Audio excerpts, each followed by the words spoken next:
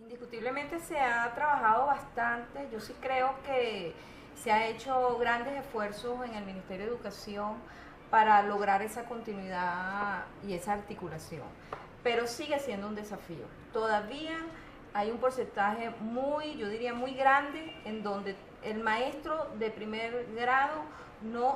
todavía no entiende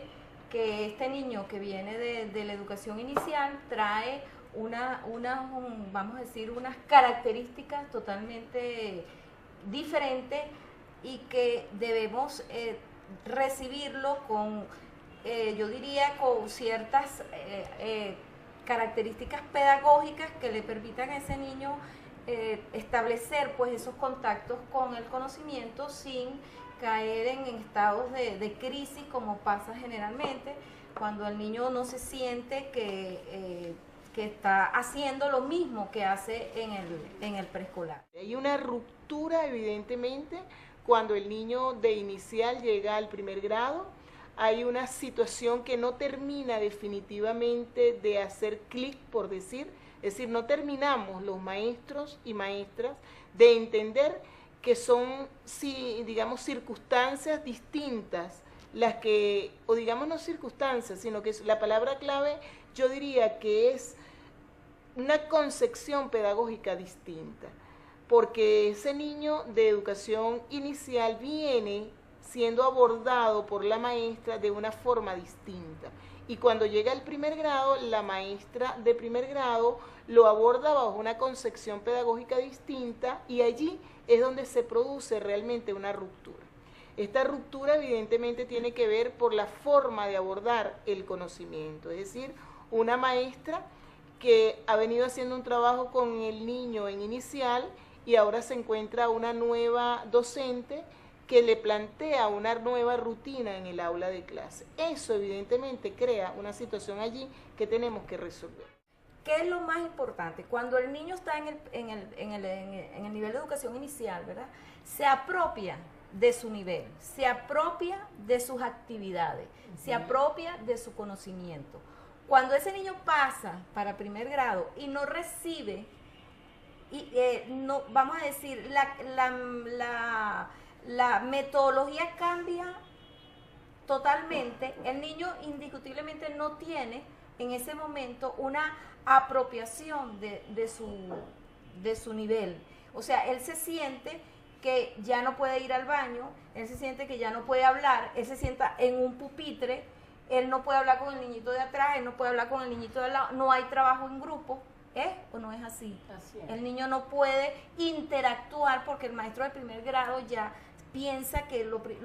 primero que hay pupitres. Empezando que en educación inicial hay mesita y cuando pasas a primer grado hay pupitres. Hay niños, y yo lo tengo en mis investigaciones, que llegan a su casa y le dicen a su mamá, mamá, yo no conozco al niño que tengo atrás. No sé cómo es porque yo no me puedo voltear, no me lo permiten. Imagínate tú, tan importante que es la socialización en el nivel de educación inicial, cómo lo trabajamos, y cuando llegas a primer grado te dicen que tienes que estar sentado en un pupitre, que no te puedes mover, que no puedes pedir permiso, que no puedes ir al baño, que no puedes y que no puedes. Es allí también donde la organización de los ambientes de aprendizaje cobra un rol importante, donde no sé, como dice la profesora Sorelis, no se trata de mover la estructura de primaria, del primer grado, donde está estructurada por unos pupitres, por una pizarra, donde una docente es la que va a impartir los contenidos y llevarla a el último grupo de preescolar, sino es al revés,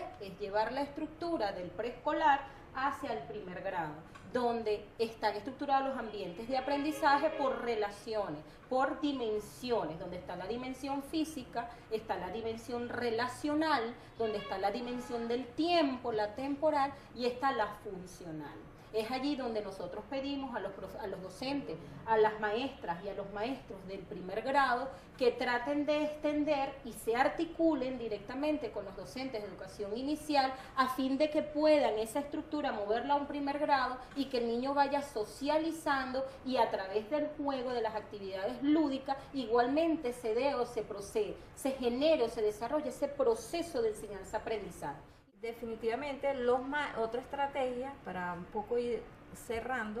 es que los maestros entiendan que deben unirse, que deben trabajar en conjunto, que ese niño cuando pasa a un primer grado y no está dentro de su institución ese primer grado, sino que hizo el preescolar en otro, debe levantar un informe de cuáles son las condiciones de ese niño, cómo va preparado ese niño, cuáles son sus características psicológicas, biopsicológicas, etcétera, para que ese maestro que lo va a recibir sepa qué niño estoy, cómo son las características de este niño. O sea, los maestros tienen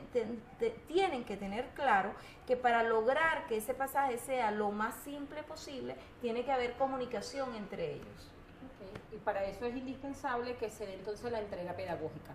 Sí, importante que estén los instrumentos como lo es la ficha acumulativa, donde el docente de preescolar, que es el último grupo, pues le dé las evaluaciones y todo el registro que ha llevado a cabo con esos niños, pues se lo pase al docente de primer grado y no se dé ese vacío pedagógico que estamos siempre acostumbrados a hacer. Entonces le acostumbramos a echar la culpa al docente de preescolar porque el niño no tiene iniciado los procesos que yo requiero en un primer grado. El trabajo debe ser en conjunto, donde la investigación de la práctica educativa debe ser constante, permanente, articulada, debe estar presente en todo momento, deben ser los dos quienes hagan los planes de acción, deben ser los dos quienes construyan el análisis para la investigación, deben ser los dos quienes resuelvan y hagan procesos de creación de estrategia para que esos niños lleguen como yo quiero que lleguen a mi primer grado, sin respetar su proceso evolutivo y dejar claro que no solamente basta con que el órgano rector, Ministerio de Educación,